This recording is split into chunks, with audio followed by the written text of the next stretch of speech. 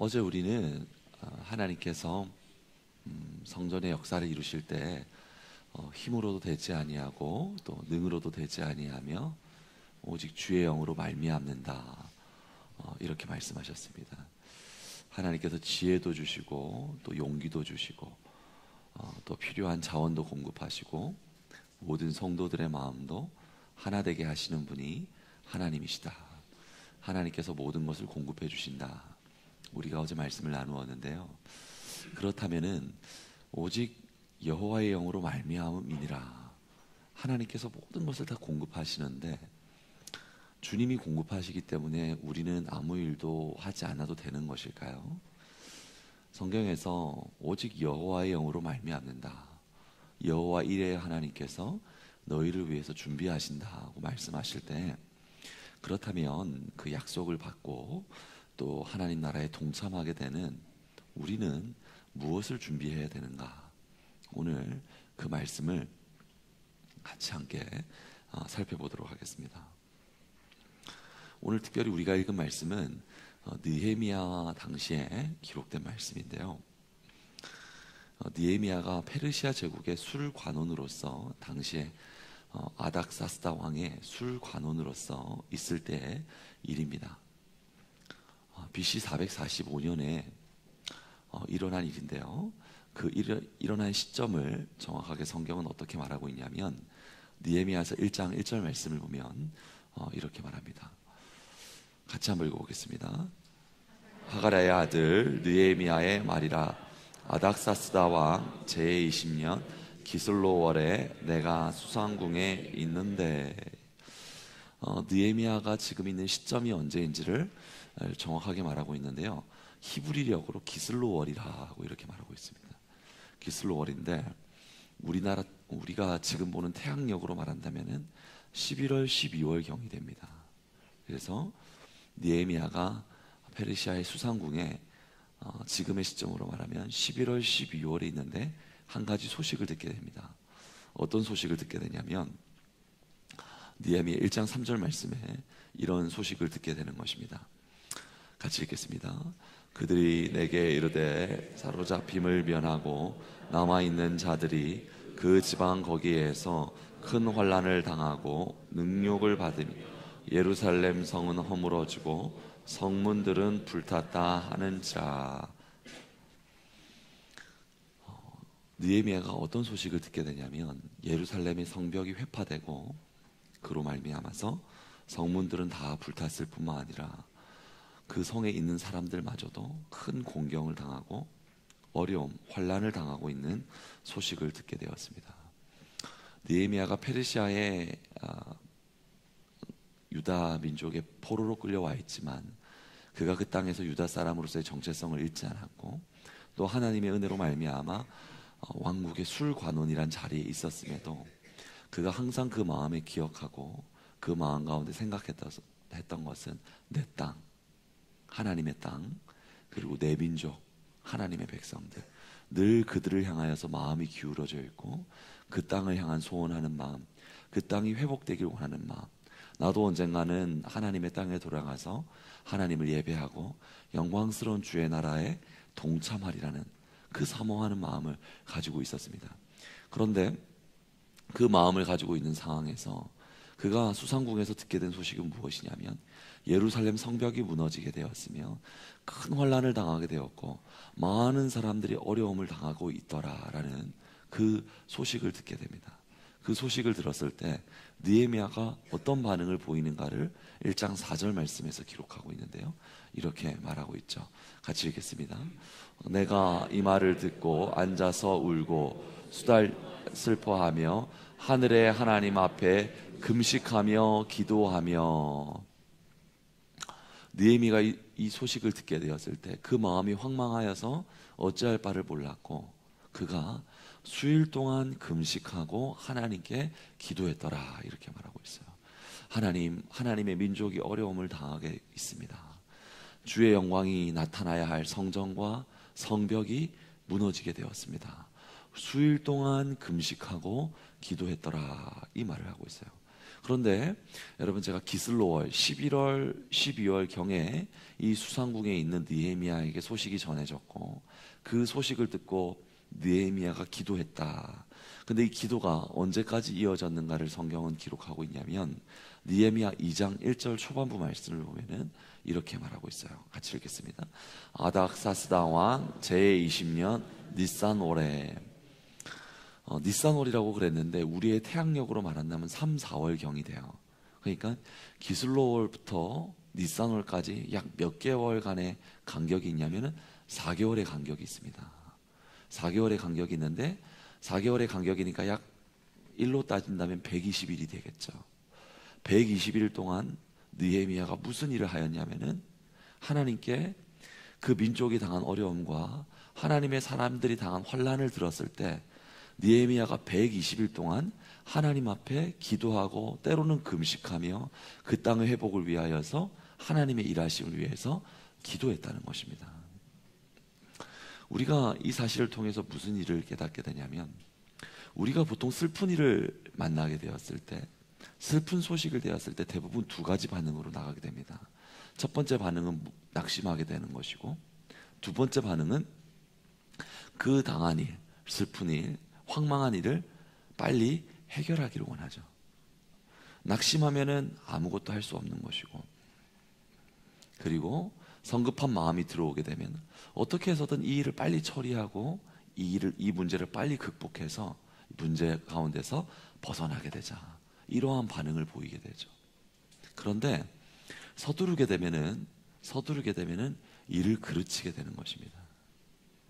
급한 일이 생기면 생길수록 그 일을 해결하기 위해서 서두르는 것이 아니라, 급하면 급할수록 일의 우선순위를 잘 분별해서 중요한 일이 무엇인지, 먼저 해결해야 될 일이 무엇인지 그것을 분별하는 것이 성령의 사람들이고 하나님의 사람들인 것입니다. 그래서 잠언서 말씀을 보면은 19장 2절에 이렇게 말하고 있습니다. 같이 한번 읽어보겠습니다. 지식 없는 소원은 선하지 못하고 발이 급한 사람은 잘못 가느니라. 여러분, 발이 급하게 되면 어떻게 된다고요? 잘못 가게 되는 거예요. 발이 급하면 잘못 가게 되는 거예요. 여러분, 성령의 사람의 특징은, 성령의 사람은 여러분, 저와 여러분이 꼭 명심해야 됩니다. 성령의 사람은 항상 두 가지가 필요해요. 첫 번째는 무엇이 필요합니까? 절제가 필요합니다. 절제. 여러분, 모든 것이 다 가한 것이 아니에요. 설 때가 있고 물러설 때가 있는 거예요. 성령의 사람은 말하고 싶은 것도 다 말하는 게 아니에요.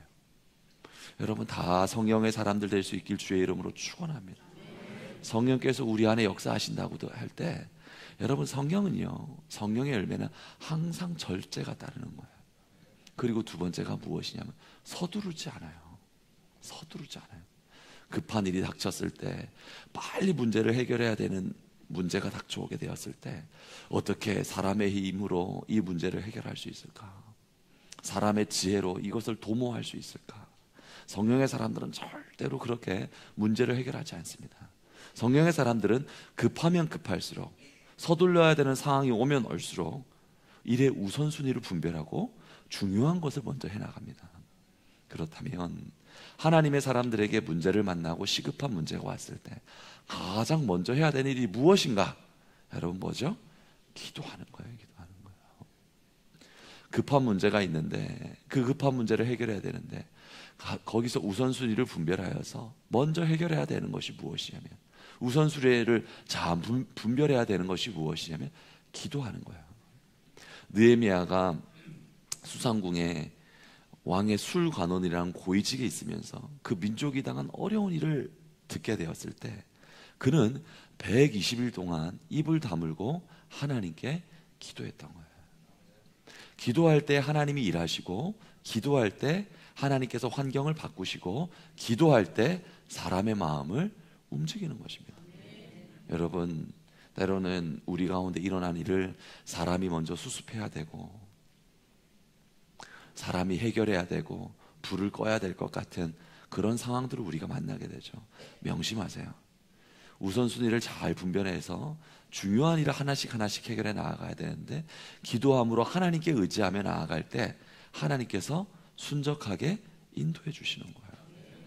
느헤미야가 그렇게 금식하고 기도하고 금식하고 기도하며 나아갔을 때 어떤 일이 벌어지게 되느냐, 2장 1절과 2절 말씀을 보면은 이렇게 말하고 있습니다. 같이 읽겠습니다. 아닥사스다 왕 제20년 니산올에 왕 앞에 포도주가 있기로 내가 그 포도주를 왕에게 드렸는데, 이전에는 내가 왕 앞에서 수심이 없었더니 왕이 내게 이르시되 내가 병이 없거늘 어찌하여 얼굴에 수심이 있느냐, 이는 필연 내 마음에 근심이 있음이로다. 아멘. 느헤미야가 4개월에 이르는 시간 동안 그 입을 봉하고 하나님께 기도할 때 느헤미야 2장에서 어떤 일이 일어나는 것을 말해주고 있냐면, 왕이 느헤미야의 마음을 살펴보기 시작해요. 그때 당시에 가장 패권 국가였던 바벨론이 무너지고 페르시아 제국이 등장하게 되었는데, 이 페르시아 제국의 대황제인 대왕인 아닥사스다 왕이 술관이었던 이 느헤미야의 마음을 살펴보기 시작합니다. 그러면서 말하기를, 무엇을 말하는 것이, 이는 필연 네 마음에 근심이 있음이로다. 느헤미야야, 너의 마음에 근심이 있는 것 같은데 내가 너의 문제를 어떻게 해결해 주면 되겠느냐. 왕이 움직이기 시작하는 거예요. 여러분, 페르시아 왕은, 아닥사스다 왕은 하나님의 나라와 상관없습니다. 역사를 주관하고 다스리시는 분은 하나님이시지만, 여러분, 하나님의 주권, 하나님의 다스리심이 모든 열방 가운데 있지만 하나님의 초점은 유대 땅 이스라엘 백성 가운데 있잖아요. 그런데 느헤미야가 120일 동안 기도하고 금식하고 주님 앞에 나아가니까 그 아닥사스다 왕의 마음을 움직이는 분이 누구십니까? 하나님이 움직이는 거예요. 이를 행하시는 여호와, 성취하시는 여호와, 힘으로도 되지 아니하고 능으로도 되지 아니하고 오직 여호와의 영으로 말미암음이니라. 하나님을 신뢰하고 하나님의 일하심을 기다리며 나아가니까, 여러분, 사람의 마음을 누가 움직이시는 것입니까? 하나님이 움직이시는 거예요. 사랑하는 성도 여러분, 여러분 직장 생활을 해 나아가면서 때로는 억울한 일을 만나게 되고, 오해가 쌓였을 때 오해의 문제를 풀어야 되고, 사랑 가운데 갑갑한 일이 생겨서 어떻게 그 문제를 해결해야 될지 여러분 모를 때가 있죠. 하나님 앞에 기도하며 나가세요. 하나님께서 사람의 마음을 움직이시는 줄로 믿습니다. 그래서 잠언 21장 1절 말씀을 보니까 이렇게 말하고 있습니다. 같이 읽습니다. 왕의 마음이 여호와의 손에 있음이 마치 봇물과 같아서 그가 임의로 인도하시느니라. 아멘. 왕의 마음을 누가 움직인다고요? 하나님이 움직이시는 거예요. 사람의 마음을 누가 움직이신다고요? 하나님이 움직이신다고. 특별히 특별 새벽 기도에 나와서 여러분 가족을 위해서 기도하는 제목들이 있을 거예요. 남편을 위해서, 자녀를 위해서, 부모님을 위해서, 또 아내를 위해서, 형제를 위해서, 여러분 또 직장 동료를 위해서 어떻게 풀어야 될지, 얽힌 실타래처럼 문제가 있는데 그것의 풀어짐을 위해서 여러분 하나님께 기도할 때 왕의 마음을 봇물 터지듯이 움직이게 하시는 하나님께서 움직이게 하시는 줄로 믿습니다. 그래서 왕이 느헤미야에게 묻잖아요. 너에게 무슨 일이 있느냐? 너에게 무슨 일이 있느냐? 느헤미야가 기도하니까 하나님께서 왕의 마음을 움직이고 내가 너를 어떻게 도와주면 되느냐? 야, 여러분 멋지지 않습니까? 내가 너를 어떻게 도와주면 되느냐? 하나님이 일하시잖아요. 느헤미야서 2장 7절과 8절 말씀을 보면은 느헤미야가 왕에게 이렇게 아뢰입니다. 같이 읽겠습니다. 내가 또 왕에게 아뢰되 왕이 만일 좋게 여기시거든 강 서쪽 총독들에게 내리시는 조서를 내게 주사 그들이 나를 용납하여 유다에 들어가기까지 통과하게 하시고 또 왕의 삼림 감독 아삽에게 조서를 내리사 그가 성전에 속한 영문의 문과 성곽과 내가 들어갈 집을 위하여 들보로 쓸 제목을 내게 주게 하옵소서 하매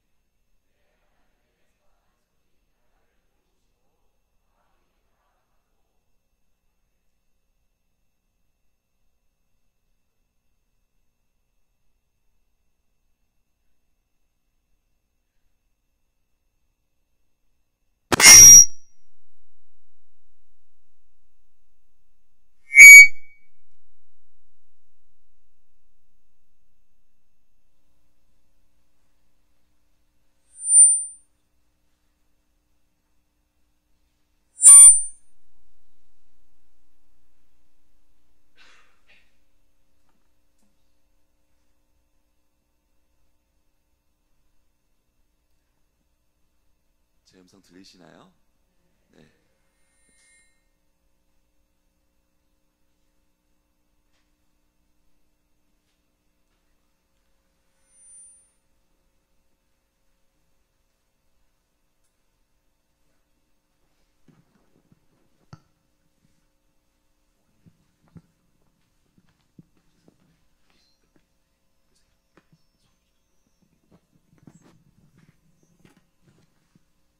여러분 죄송합니다.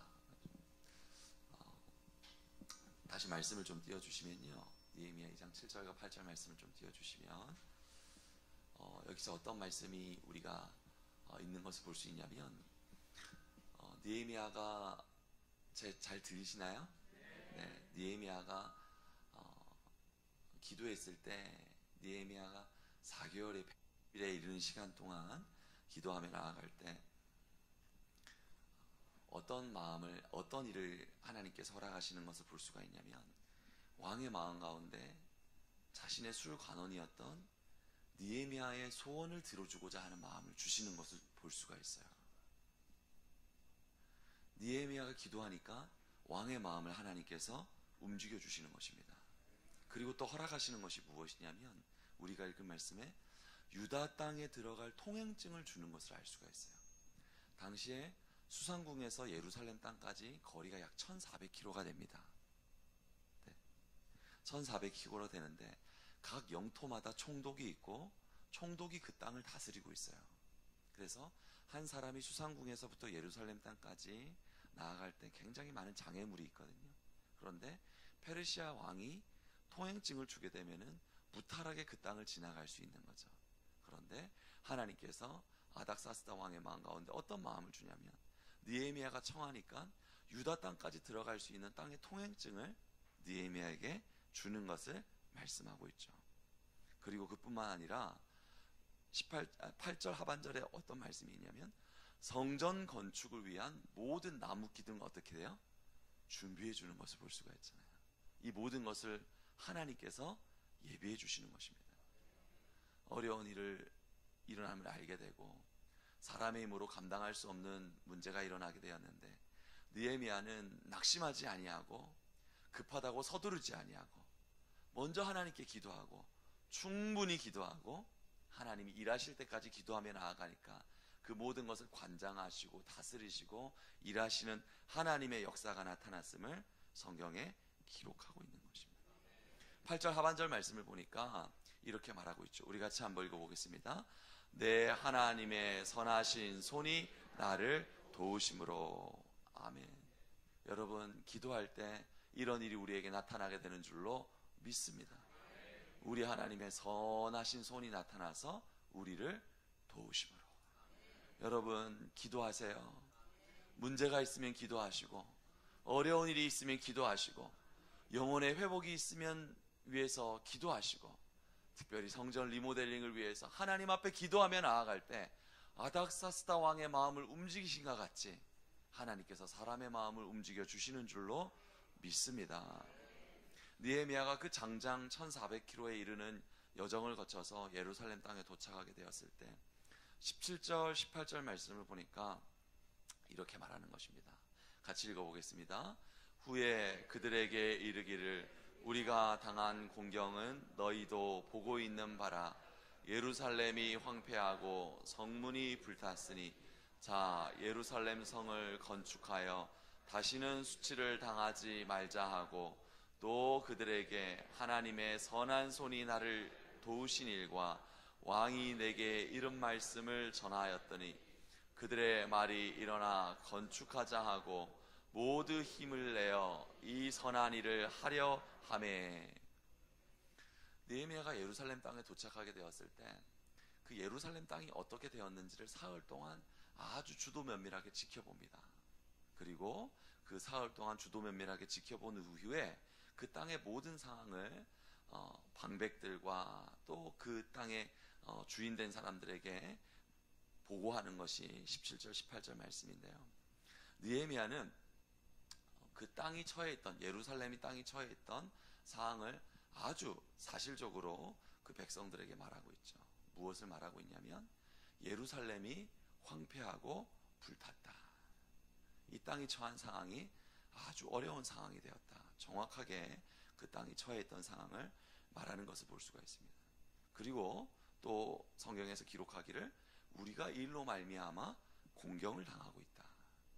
이 고백 속에 무엇이 있는 것이냐면은 느헤미야는 현실을 정확하게 직시하는 거예요.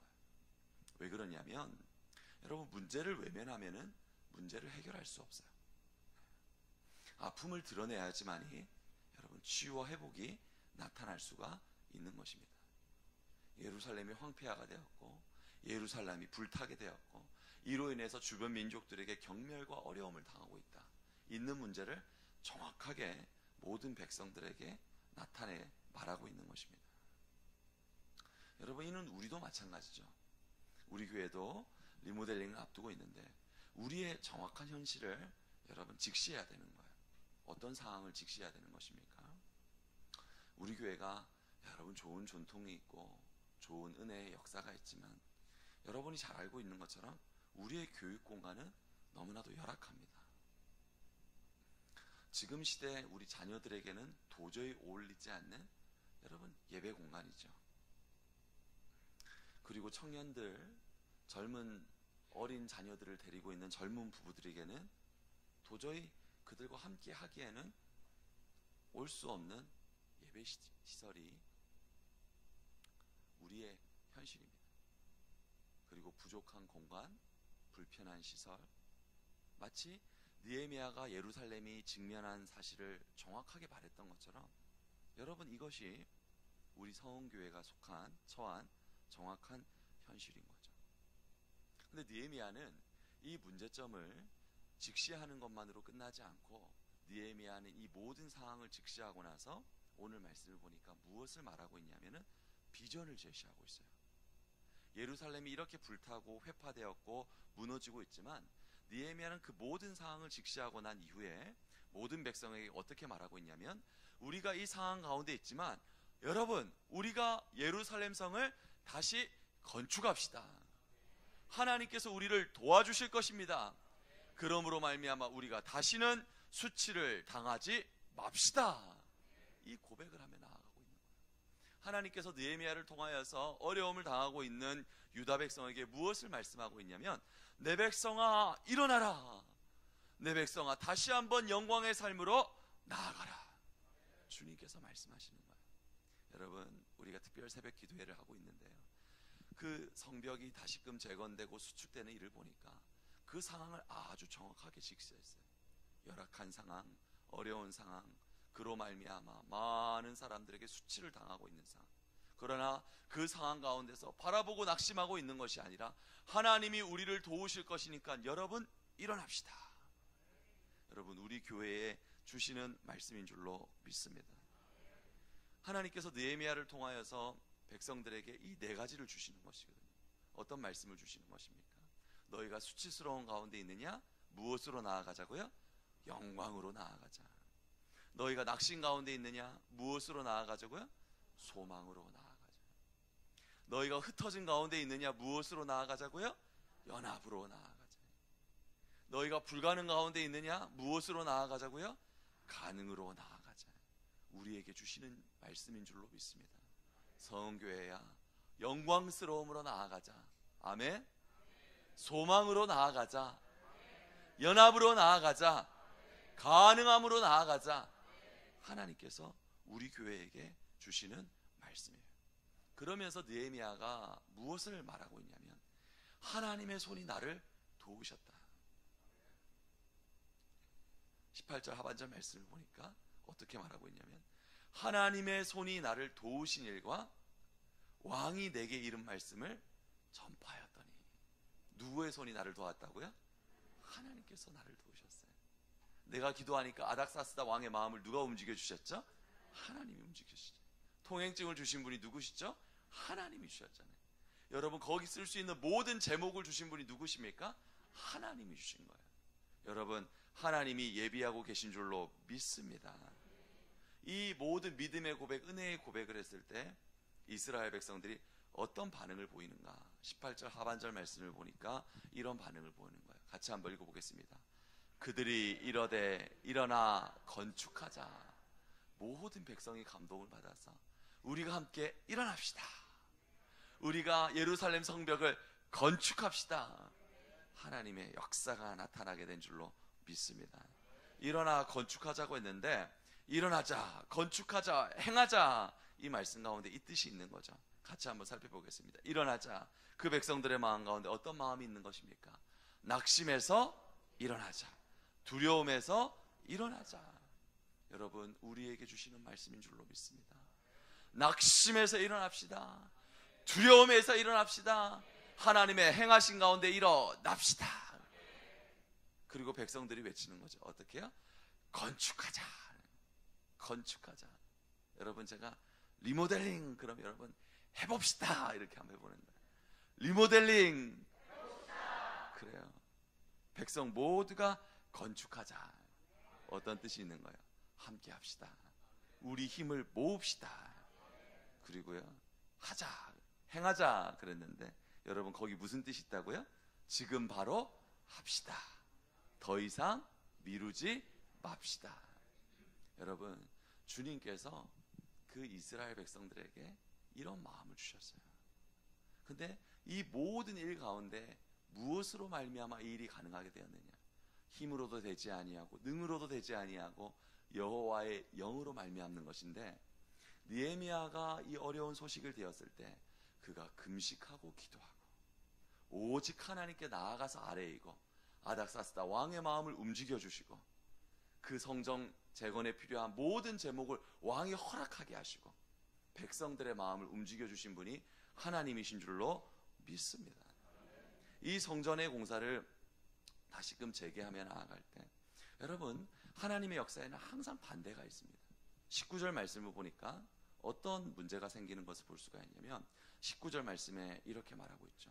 19절 말씀, 호론 사람 산발락과 종이었던 암몬 사람 도비아와 아라비아 사람 게셈이 이 말을 듣고 우리를 업신여기고 우리를 비웃어 이르되 너희가 하는 일이 무엇이냐? 너희가 왕을 배반하고자 하느냐 하기로. 여기서 세 사람이 등장해요. 산발랏이 등장하고요, 도비아가 등장하고요, 게셈이 등장합니다. 이 성벽 건축을 시작하기도 전에 반대하는 세력이 나타났어요. 어떻게 해서든 모함하고 무너뜨리고 바른 말을 해서 지금 때가 되었느냐 반대하는 세력이 나타났어요. 그런데 20절 말씀을 보니까 20절 말씀에 느헤미야가 어떻게 대답하고 있느냐를 볼 수 있냐면 이렇게 말하고 있습니다. 같이 읽어볼게요. 내가 그들에게 대답하여 이르되 하늘의 하나님이 우리를 형통하게 하시리니 그의 종들인 우리가 일어나 건축하려니와 오직 너희에게는 예루살렘에서 아무 기업도 없고 권리도 없고 기억되는 바도 없다 하였느니라. 아멘. 여러분, 내가 그들에게 대답하여 이르되 하늘의 하나님이 우리를 어떻게 하시리니? 형통하게 하시리니. 하늘의 하나님께서 성은교회를 어떻게 하시리니? 형통하게 하시니. 여러분, 반대하는 세력이 있고요, 대적하는 세력이 있다고 할지라도 느헤미야는요, 기도하니까 보이는 거예요. 하나님께서 이 역사를 어떻게 하신다고요? 형통하게 하시리니. 하나님께서 이 교회를 어떻게 하게 하시리니? 형통하게 하시리니. 여러분, 우리에게 주시는 말씀인 줄로 믿습니다. 하나님께서 여러분 지난 수년간 기도했던 것 하나님 특별히 들으시고, 특별히 여러분 담임 목사를 위해서 1년 동안 기도할 때 여러분의 기도를 들으시고, 우리 주일 오후에 말씀드렸죠. 너희는 내게 부르짖으라. 내가 너희에게 응답하겠고 크고 은밀한 일을 보이리라. 여러분, 그때 담임 목사님만 위해서 기도했죠. 여러분, 성전 아름다운 모습으로 세워질 거 여러분 상상이라도 했어요? 여러분, 기도하니까 하나님이 더 좋은 걸 주십니까? 안 주십니까? 주시잖아요. 여러분은 생각하지도 않았지만 여러분, 좋은 하나님의 종을 여러분에게 보내주신 줄로 믿습니다. 그뿐만 아니라 하나님이 기이하고 놀라운 일을 여러분에게 허락하시사 성교회 새로운 시작, 더 놀라운 성전으로 나아갈 수 있는 크고 은밀한 일을 하나님이 주신 줄로 믿습니다. 그러면서 주님께서 어떻게 우리에게 말씀하시는 거예요? 기도하라는 거예요. 기도할 때 대적하는 세력들, 어려운 일들, 하나님께서 다 애써 행하시고 형통하게 하시는 우리 주님의 은혜가 우리 성은교회 앞날 가운데 있는 줄로 믿습니다. 우리 말씀 생각하시면서 우리 같이 우리 이번 특세 주제 찬양, 하나님께서 일하심을 고백하는 찬양하며 주님 앞에 나아가겠습니다.